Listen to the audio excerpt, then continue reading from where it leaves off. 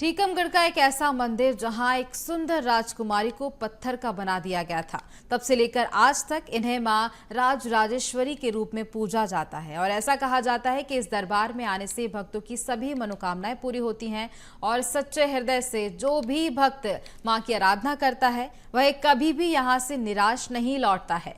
राजयोग पाने के लिए जो भी यहाँ साधना करता है उसकी सफलता अवश्य उसे मिलती है। इसके साथ ही देखिए इस दरबार अद्भुत और आश्चर्य से भरी कहानी। बहुत ही प्राचीन है राजराजेश्वरी मंदिर। सिद्ध बाबा की हवेली में स्थित है ये मंदिर। अद्भुत और चमत्कारी मंदिर। पूरी होती है हर एक मनोकामना। पत्थर के रूप में विराजमान है जीवित प्रतिमा। राजयोग पाने वाले लोगों के लिए आराधना का केंद्र है ये मंदिर। टीकमगढ़ शहर का मां राजराजेश्वरी मंदिर बहुत ही प्राचीन है और ये सिद्ध बाबा की हवेली में स्थित है। यहाँ मां राजराजेश्वरी स्वयं विराजमान है। यह बहुत बड़ा और अद्भुत और चमत्कारी मंदिर है। यह एक विशेष शक्ति पीठ के रूप में जाना जाता है। ऐसा कहा जाता है कि जो भी यहाँ आकर मां की आराधना करता है उसकी हर मनोकामना पूरी होती है।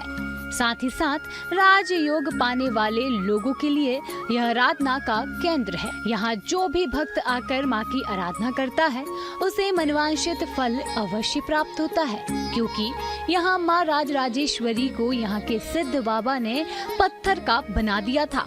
तब से लेकर आज तक यह जीवित प्रतिमा पत्थर के रूप में विराजमान है।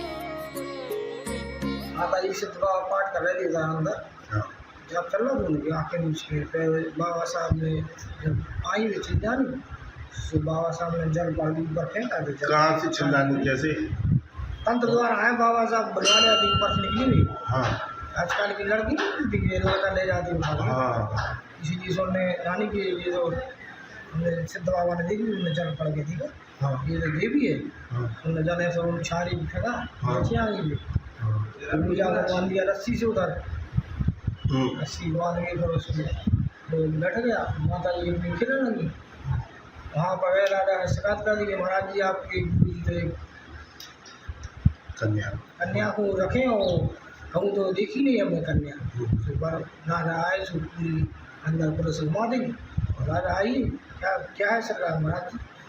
राजा आए सो देवी जी को चल देवी को जब बस तब से यहाँ पूजा पाठ चलता है।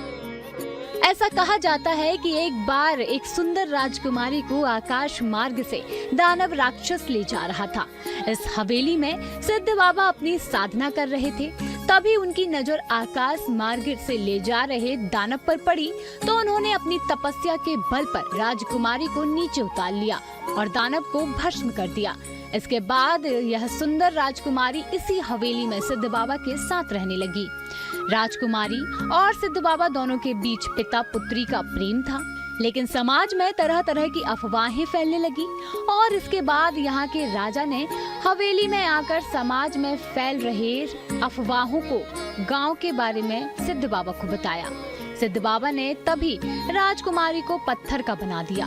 तब से लेकर आज तक यह जीवित प्रतिमा पत्थर के रूप में विराजमान है और इन्हें मां राजराजेश्वरी के रूप में जाना जाता है और पूजा जाता है। श्री मंदिर के नाम से कहलाता है। यहाँ सिद्ध बाबा की जन्मस्थली है, समाधि के रूप में यहाँ पर विराजित हैं।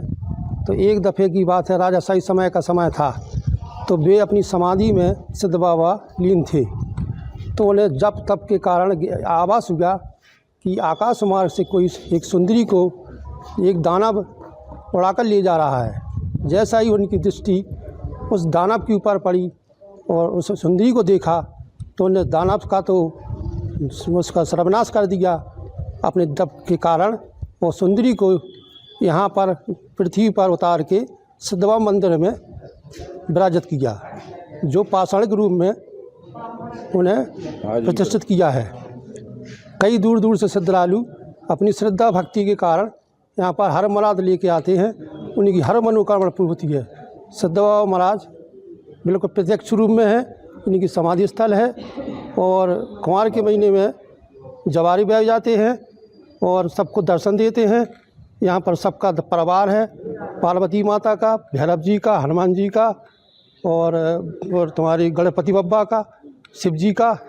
ये मंदिर राजशाही ज़माने का है। राजा जो हमारे टीकमगढ़ के राजा हैं, उन्होंने इस भव्य हवेली का निर्माण किया था, जो कि सिद्ध बाबा के लिए स्थान दिया था, उनको रहने के लिए स्थान बनवाया था ये। तो एक बार की बात है कि सिद्ध बाबा यहाँ पे अपनी तपस्या में लीन थे, तो देखा कि आकाश मार्ग से कोई एक दानव एक सुंदर कन्या को ले जा रहा था। तो उन्होंने अपनी तप और शक्ति से उस वाहन की छाया को पकड़ लिया तो देखा कि एक उस वाहन में सुंदर कन्या है। तो कई दिनों तक वो कन्या बाबा जी के साथ रही, उनके साथ सेवा भाव करती रही, उनका ख्याल रखती रही। अब चूँकि सिद्ध बाबा जो थे वो तपस्वी थे, साधु थे, तो वो समाज के लालचन और मतलब ये कोई ना कह दे कि ये कन्या कहाँ से आई, कैसी आई, तो उन्होंने उसको तत्काल अपनी शक्ति और प्रभाव से उनको पाषाण का बना दिया और मंदिर में बिठा दिया। चैत्र की नवरात्रि में माता के दर्शन के लिए दूर दूर से श्रद्धालु यहाँ आते हैं। माता के दरबार में जो भी भक्त सच्चे हृदय से अपनी मनोकामना लेकर आता है, वह कभी खाली हाथ नहीं जाता। इस स्थान को अद्भुत और चमत्कारी शक्ति पीठ के रूप में जाना जाता है। Bureau report, VSTV।